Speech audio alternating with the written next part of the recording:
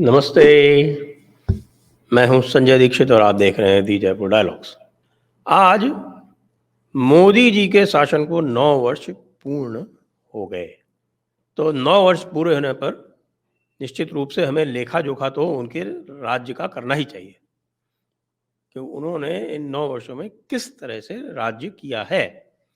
निश्चित रूप से बहुत अचीवमेंट्स भी हैं, बहुत सारी उपलब्धियाँ हैं और बहुत सारे ऐसे कार्य हैं जो या तो नहीं हुए या उल्टे-पुल्टे हुए। तो आइए इन पर हम करते हैं चर्चा। तो पहले आप क्या चाहेंगे? पहले हम उपलब्धियों की चर्चा करें? मैं सदैव पॉज़िटिविटी से आरंभ करना चाहता हूँ, तो इसलिए पहले हम जो उपलब्धियाँ हैं मोदी जी की, उन पर चर्चा कर लें। तो जो सबसे बड़ी उपलब्धि इन 9 वर्षों में नरेंद्र मोदी जी की है, वो है उनका कोविड मैनेजमेंट। और ये कोविड मैनेजमेंट जो रहा है, उसके लिए निश्चित रूप से बहुत बड़ा कलेजा चाहिए था। जिस तरह उस समय स्थिति थी भारत की और जिस तरह उस समय के जो वैश्विक दबाव चल रहे थे और जिस प्रकार से फार्मा कंपनी जो थी, वो करोड़ों मृत्युओं का करोड़ों की संख्या में मृत्यु का डर दिखा के और दबाव डाल रही थी कि आप जो है वो आरएनए मैगज़ीन ले लीजिए, आरएनए वैक्सीन ले लीजिए। फाइज़र दबाव डाल रही है। दबाव डालने के साथ-साथ वो इंडेमनिटी भी चाह रही है और क इंश्योरेंस किसी तरह की नहीं चाहती, किसी भी तरह की कोई इंडेमनिटी से फ्रीडम चाहती है। हर तरह के दबाव डाल के और उसके बाद भी भारत ने बहुत ही धैर्य से और बहुत ही कुशलता से जो सारे हमारी जो राष्ट्रीय क्षमता थी, जो नेशनल रिसोर्स था, उसको एकत्रित करके और हमारी जो भारत की जो साइंटिफिक कम्युनिटी थी, उसकी बात सुन के, उसको समझ के और उसके अनुसार कार्य करते हुए अत्यंत कुशलता से इस कोविड के संकट को निपटाया। जबकि आप जान रहे हैं कि जो भारत से 1/4 आबादी वाला जो अमेरिका है, वो भारत से 5 गुनी मौतों का शिकार हुआ है। यानी कि कितनी बड़ी उसकी जो है भारत से यदि तुलना करें तो 20 गुना अधिक पर कैपिटा मौतें हुई हैं वहाँ पर, अमेरिका में, जो कि पूरे विश्व का सिरमौर बनता है साइंटिफिक प्रोग्रेस के मामले में, मेडिसिन के मामले में, फार्मा के मामले में। तो ये है सबसे बड़ी उपलब्धि मैं मानता हूँ मोदी जी की और निश्चित रूप से राष्ट्र उनका इसके लिए सदैव कृतज्ञ रहेगा। दूसरी जो बड़ी सफलता है, जो मोदी जी की है और जिसमें मुझे नहीं लगता कि किसी प्रकार का किसी को संदेह होगा, वो है उनके विदेश नीति और विदेश नीति में एक दृढ़ता का परिचय दिया। उन्होंने अपने पहले कार्यकाल में सुषमा जी को अपना विदेश मंत्री रखा। सुषमा जी ने बहुत ही कुशलता के साथ अपनी विदेश नीति के उत्तरदायित्व का निर्वहन किया और दूसरे कार्यकाल में तो वो डॉक्टर जयशंकर को ले आए और डॉक्टर जयशंकर मुझे जैसे अंग्रेजी में कहते हैं इट्स एन इंस्पायर्ड चॉइस। और डॉक्टर जयशंकर ने विश्व के पटल पर बड़े-बड़े देशों का छक्का छुटा दिया। उनके छक्के छुड़ा दिए अपनी वाक्पटुता से, अपनी एक बहुत ही गंभीरता से और बहुत ही कम शब्दों में, नपे-तुले शब्दों में सबको एक उत्तर दे पाने की जो उनकी क्षमता है, वो पूरे विश्व में सराही जाती है।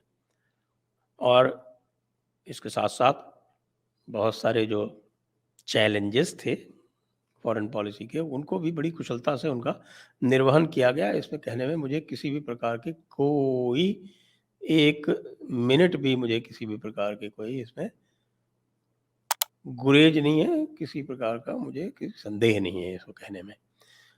फिर आप आते हैं 370 पर। 370 को हटा पाना निश्चित रूप से एक बहुत बड़ी सफलता थी। 370 हमारे गले में फांस की तरह अटका हुआ था।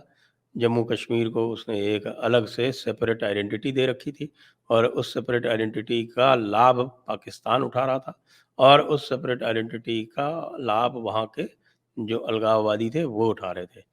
उस सबका एक साथ एक झटके में सफाया हो गया।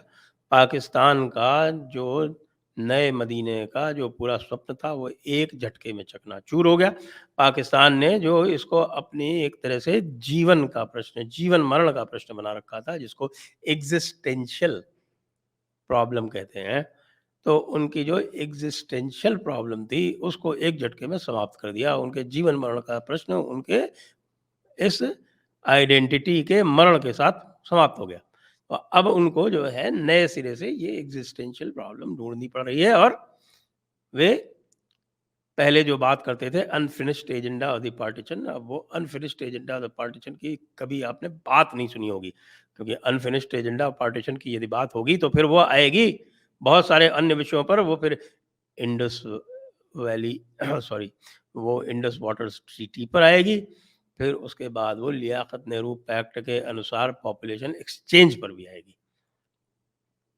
वो बहुत सारे उसमें इश्यूज आएंगे। तो ये जो तीसरा कार्यक्रम है 370 वाला, फिर चौथा जो है वो very deft handling of the economy. जी हाँ, जो हमारा अर्थतंत्र है, जो हमारी अर्थव्यवस्था है, उसको बहुत ही कुशलता से उन्होंने निभाया है। और बीच में कोविड आ जाने के उपरांत भी जिस प्रकार उन्होंने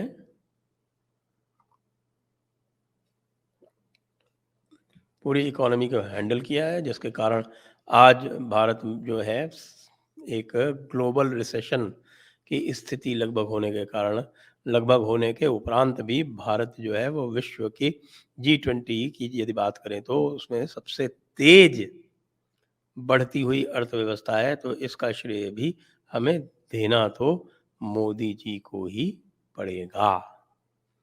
तो ये हो गए, और इसी में एक अलग से मुझे उल्लेख करना पड़ेगा। वो अलग से इसलिए उल्लेख करना पड़ेगा, जो 5वां बिंदु है वो आधारभूत व्यवस्था का, यानी इंफ्रास्ट्रक्चर का। वो इंफ्रास्ट्रक्चर का उल्लेख मैं इसलिए कर रहा हूँ कि यद्यपि इंफ्रास्ट्रक्चर इकोनॉमी का पार्ट ही होता है, लेकिन इसमें विशेष रूप से प्रधानमंत्री का योगदान है, क्योंकि वे स्वयं जितने भी बड़े प्रोजेक्ट्स हैं उनको अपने एक वो प्रगति का प्लेटफॉर्म उन्होंने बना रखा है, प्रोजेक्ट मॉनिटरिंग का। उस प्रोजेक्ट मॉनिटरिंग प्लेटफॉर्म में वो हर महीने उसका रिव्यू स्वयं करते हैं। उसमें जितने भी बड़े प्रोजेक्ट्स हैं उसमें प्रदेश के सारे प्रदेशों के चीफ सेक्रेटरीज बैठते हैं।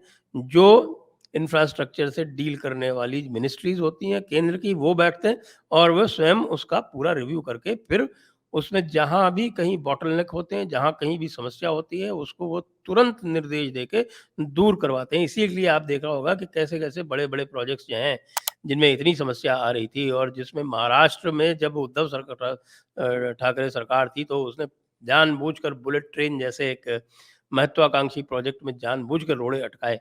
उसके बाद भी उन्होंने कुशलता से उसको, यद्यपि उसमें विलंब हुआ है इस कारण से, लेकिन फिर भी उसको उन्होंने सँभाला, और अब वो उसका जो पहला सेक्शन है वो अगले 2 वर्ष में आरंभ होने की कगार पर आ गया है। यानी कि हमें बताया गया है कि अ, वापी से लेके बिलीमोरा जो सूरत के पास में है, उसका जो सेक्शन है वो आरंभ हो जाएगा या तो 2025 के अंत में या 2026 के आरंभ में।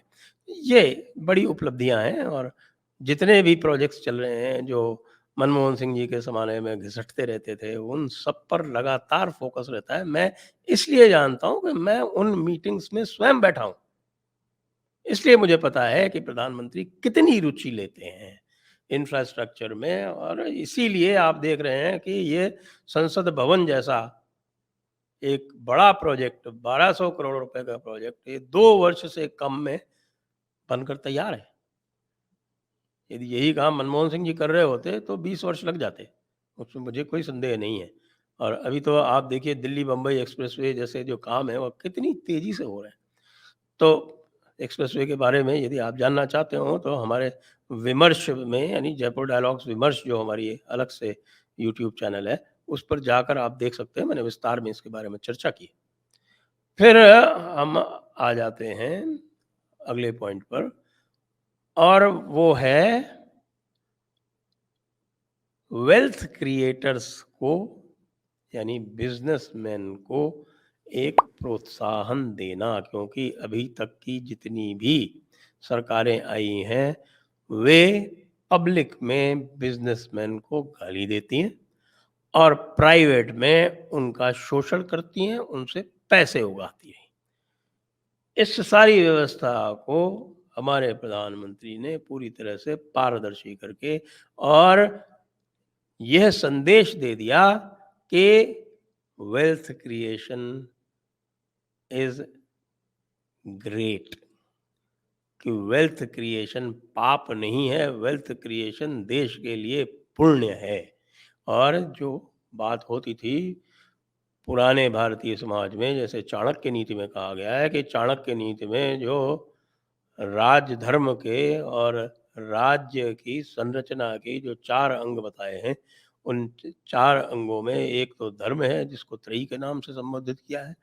एक अनुवीक्षिकी है, अनुवीक्षिकी का मतलब है कि आप एक साइंटिफिक तरीके से सब चीज़ों पर विचार करके उनका विश्लेषण करके फिर निर्णय लें। तो ये एक आप कह सकते हैं कि विज्ञान, धर्म और व्यापार, उसको कहा गया है त्रयी, अनुवीक्षिकी, त्रयी, वार्ता और दंड नीति। तो उसको कहा गया है वार्ता। कॉमर्स को और बिजनेस को कहा गया है वार्ता। वार्ता जो है वो 4 में से एक है, यानी पूरे देश, समाज, धर्म, प्रशासन, इसका 1/4 भाग जो है वो व्यापार और वाणिज्य है। और चौथा जो है वो दंड नीति है। दंड नीति का मतलब आपकी राजनीति और प्रशासन इत्यादि। तो इसको वहाँ प्रतिस्थापित करने का कार्य, जिसके लिए जो है वो पूरा का पूरा जो हमारा विरोधी पक्ष है, जो कि समाजवादी ढोंग से पूरी तरह से संचालित है आज भी, और उसी समाजवादी ढोंग के चलते लोगों को, बिज़नेसेस को, व्यापारियों को, बड़े व्यापारियों को लक्षित करता है, टारगेट बनाता है। उसको सबको देखते हुए भी उन दबावों के उपरांत भी खुले में इन बिज़नेसेस का उन्होंने साथ दिया है और उसको देश के लिए एक अत्यंत आवश्यक पहलू मानते हुए उनके विकास में योगदान दिलवाया। इसके बाद फिर आता है सीएए। अब ये जो 7वां बिंदु है सीएए। अब ये सीएए जो है पॉजिटिव में भी है और अभी नेगेटिव में भी आएगा। और उसके बाद फिर है कि हमारे जो एडमिनिस्ट्रेटिव रिफॉर्म्स हुए हैं, बहुत ज़्यादा नहीं हुए, लेकिन जो भी हुए हैं वो काफ़ी ठीक-ठाक हुए हैं। बहुत सारी इंस्टीट्यूशंस जो डिसफंक्शनल थी, वो अब फंक्शनल हैं और बहुत सारे जो डेडवुड डिपार्टमेंट थे, उनको समाप्त भी कर दिया गया है। और नवा जो है वो है डिजिटल इंफ्रास्ट्रक्चर। डिजिटल इंफ्रास्ट्रक्चर के लिए तो देखें आप आज जो यूपीआई है, जो भीम है और आपके अतिरिक्त जो पूरा जो 5G, 4G इंफ्रास्ट्रक्चर है, आज की डेट में हम सारे के सारे लोग जो हैं ऐसी स्थिति में हैं कि हम पूरा का पूरा अपना काम जो है वो डिजिटली ही करते हैं। तो इसके लिए प्रधानमंत्री मोदी को साधुवाद है। तो ये तो हो गई उपलब्धियाँ। अब आ जाते हैं हम कि क्या कमी रह गई, और उसमें जो सबसे बड़ी कमी रह गई भाइयों-बहनों, वो सबसे बड़ी कमी रह गई लॉ एंड ऑर्डर की। यानी कि जिसको हम कहते हैं इंटरनल सिक्योरिटी की। जो इंटरनल सिक्योरिटी की जो सिचुएशन है, वो मोदी जी के राज्य में बहुत ही कमज़ोर रही है, विशेषकर उनके दूसरे कार्यकाल में, जब अमित शाह जी होम मिनिस्टर हैं, और उस समय आपने देखा कि जितने भी बैड एलिमेंट्स थे और जो पूरी तरह से हताश थे प्रधानमंत्री मोदी के दोबारा एक बम्पर मेजॉरिटी के साथ चुनकर आने के बाद में, उन्होंने यह देख लिया। पहले उन्होंने एक प्रयोग किया, और प्रयोग किया शाहीन बाग के रूप में, और शाहीन बाग का प्रयोग सफल होने के बाद फिर उन्होंने फार्म लॉज के रूप में प्रयोग किया, और ये समझ गए कि भई इनमें दम नहीं है। ये टफ डिसीजंस नहीं ले सकते। ये वे निर्णय नहीं ले सकते जो उत्तर प्रदेश में योगी और असम में हिमंत बिश्व शर्मा ले सकते हैं। जब उसकी समझ में आ गया, तब इनको पल-पल पर, पग-पग पर इनको रोकना शुरू किया, और इस एक सॉफ्ट चेहरा दिखाने के चक्कर में बुरी तरह से मार खाए। इसी की नंबर 2, इसी का ही पार्ट मान सकते हैं इसको, लेकिन है नंबर 2 उसमें, और वो है इनकी फेलियर सीएए को इम्प्लीमेंट करने के लिए। और वो फेलियर जो है, डेमोग्राफी का जो चेंज है, उसको ये सिक्योरिटी का पार्ट नहीं मानते, और सिक्योरिटी का पार्ट ना मानने के कारण जो पाकिस्तान से 1 करोड़ हिंदू जो आने के लिए लालायित बैठा हुआ है वहाँ पर, उसको यहाँ पर ला नहीं पाए, और जो रोहिंग्या और बांग्लादेशी यहाँ इल्लीगल बैठे हुए हैं, उनको वापस भेज नहीं पाए। इच्छा शक्ति की कमी, इनके पास जो कहते हैं बार-बार कि भई हम क्या करें, वहाँ पर दूसरी सरकार है, ये सब बेकार की बात है। जब केंद्र सुदृढ़ होता है, उसके पास इच्छा शक्ति होती है, तो उसके पास हमारे संविधान ने सारी शक्तियाँ दे रखी हैं कि किस प्रकार से अपने कार्य करवाए। आर्टिकल 256 में बाइंडिंग इंस्ट्रक्शन देने का प्रावधान है। आज तक मोदी सरकार ने उसका प्रयोग नहीं किया। फिर तीसरा जो सबसे एक बहुत ही विचारणीय और बहुत ही गंभीर विषय है, वो ये है कि मोदी सरकार ने हिंदू हितों की रक्षा के लिए न केवल कोई काम नहीं किया, अपितु अपने ही अनुयायियों को जब भी मौका मिला, उनको एक प्रकार से प्रताड़ित किया। इसमें नूपुर शर्मा का केस याद कर लीजिए, टी राजा सिंह का याद कर लीजिए, माइनॉरिटीज़ अपीज़मेंट देख लीजिए, किस तरह से फंड्स दिए जाते हैं उनको, और किस तरह से पूरी तरह से आपके जो है केसेस जो चल रहे हैं, उनमें माइनॉरिटी जहाँ भी इन्वॉल्व होती है, उसमें ये पीछे हट जाते हैं, उसका उत्तर नहीं देते। हिंदू पक्ष के हित में होते हुए भी और हिंदू पक्ष के फ़ेवर में कोर्ट होते हुए भी सरकारें जो हैं उसमें टाँग अड़ाती रहती हैं। ये एक बहुत बड़ी बाधा है। और उसके बाद फिर हम जो मैंने कहा सीएए में वही 370 का जो फ़ॉलो-अप है, जैसे सीएए का फ़ॉलो-अप खराब हुआ, वैसे ही 370 का जो फ़ॉलो-अप है कश्मीर में, वो बिल्कुल ही बर्बाद हो गया। और कश्मीर जो है इस समय वहीं पहुँच चुका है जहाँ 370 के पहले था। बस यही है कि आप कह सकते हैं कि अब स्टैट्यूट पे 370 नहीं है। वैसे जो करप्शन है कश्मीर में, वो ऐसे स्तर पर है कि 40% सरकार के चार्ज से जो हार गए कर्नाटका में, तो यहाँ तो पता नहीं कितने प्रतिशत होगा, 40 से कई।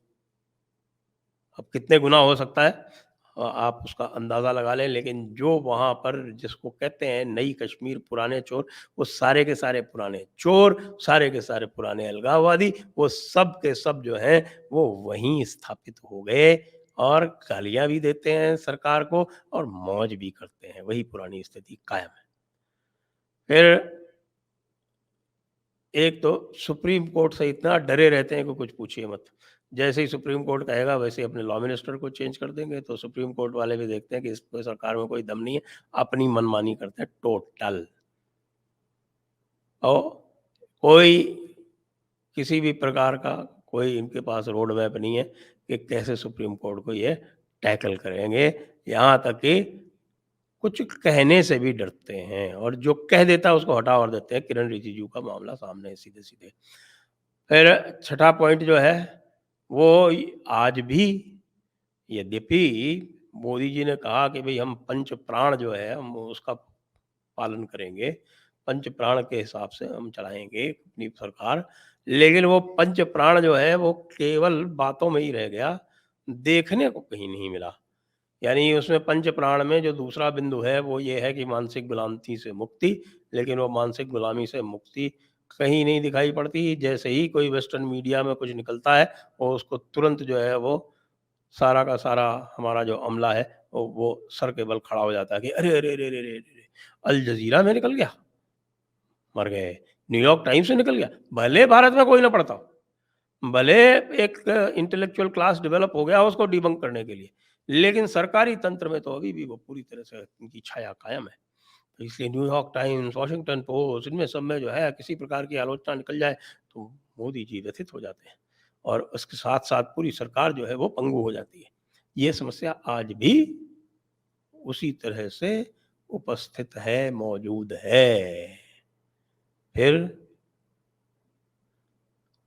अब आप ये देखें कि एक और जो बिंदु आया है कि कई बार जब विपक्ष अधिकतर गलत ही होता है, जब झूठ-मूठ की बातें ले आता है, कभी सूट-बूट की सरकार बोल देगा, कभी रफ़ाल का मैटर उठा लाएगा, कभी अडानी को बना के और मुडानी का बना देगा। तो उसमें पूरी तरह से शत-प्रतिशत स्वच्छ होते हुए भी इतना डर जाते हैं कि पॉलिसीज़ अफ़ेक्ट हो जाती है। ये जो डरने का माहौल है ना, वो डर का माहौल जो बना रखा है स्वयं अपने आप, वो बड़ा मामला गड़बड़ है। और उसके बाद रफ़ाल 36 और लेने थे, नहीं लिए। लोग क्या कहेंगे, हम डर गए। अब अडानी के मामले में बताइए आप, क्या आपका ना लेना 1 ना देना 2, उसमें भी सरकार जो है वो डिफेंसिव हुई पड़ी है। अरे भई, ये सब चीज़ें डिफेंसिव होने की थोड़ी है। और यदि ये थोड़ा-सा एग्रेसिव रहते, इस ऑपोज़िशन से जो बदतमीज़ी करता है, इनको 2-4 को वाक़ई आप कहते हैं सब आपने भ्रष्टाचार मुक्त समाज बनाना था, कांग्रेस मुक्त बनाना था, तो भ्रष्टाचार मुक्ति के लिए जो भ्रष्टाचार के सबसे बड़े चेहरे हैं, इतनी सारी विरोधी पक्ष में, उनको तो कुछ करते। हिंदुओं का साथ नहीं दिया, लेकिन कम से कम हिंदुओं का विरोध तो ना करते।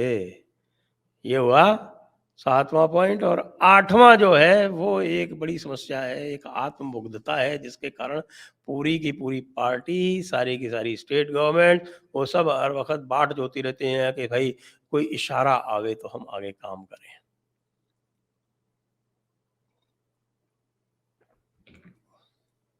और 9वां और अत्यंत गंभीर विषय ये है कि जो पूरा का पूरा जो एकेडमिक वर्ल्ड है वह वैसे का वैसा पड़ा हुआ है।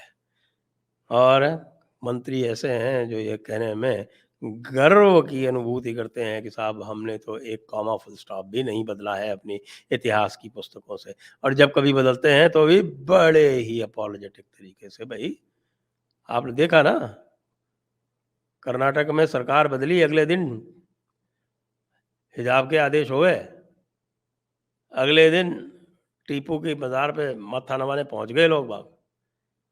और आप सोचते रहते हैं कि हम अपना एजेंडा कैसे कायम करें, कहीं कुछ आलोचना तो नहीं हो जाएगी, कहीं कोई न्यूयॉर्क टाइम्स में तो नहीं कुछ निकल जाएगा।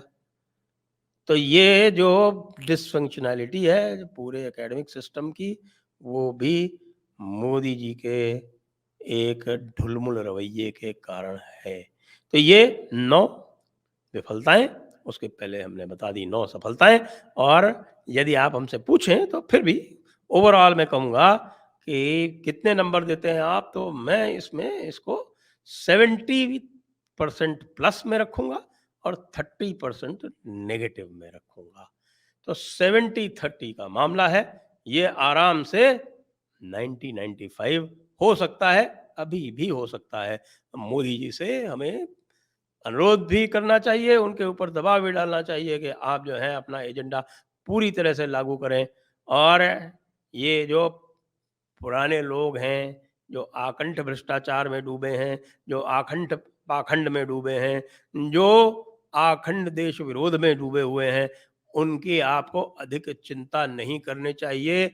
अपितु आप यदि मजबूती से खड़े रहेंगे, दृढ़ प्रतिज्ञ दिखेंगे, आप जो हैं वो पूरे हनुमान जी, बजरंग बली की तरह दिखेंगे, तो देश की जनता पूरी तरह से आपके पीछे आएगी। और ये जो छोटी-मोटी ये हिकअप्स आते हैं ना कर्नाटका इत्यादि के, ये जो हमने 9 विफलताएँ गिनवाई हैं, इनमें से आप ठीक-ठाक कर दें तो सारी की सारी इक्का-दुक्का कोई देश प्रदेश छोड़ के सब आपके पास ही होगा। और उसके बाद आपको अधिक सोचने की आवश्यकता नहीं पड़ेगी। वैसे तो यूपीए वाले तो जब उनके पास 150 सीटें होती थी तब भी अपना पूरा एजेंडा चला देते थे। और आपके पास 303 होते हुए भी आप घबराते रहते। तो इसलिए याद कीजिए बजरंगबली को, खाली नाम लेना पर्याप्त नहीं है। याद कीजिए बजरंगबली को क्या कहते लोग कि कौन सो काज कठिन जग माही, जो नहीं होत तात तुम पाही। तो इसलिए अपने स्वरूप को पहचानिए और अपने पूरे जो अधूरे कार्य हैं, छोड़े हुए हैं, उन सबको पूर्ण कीजिए। मोदी जी को 9 वर्ष पूर्ण करने पर बधाई। जय हिंद, वंदे मातरम।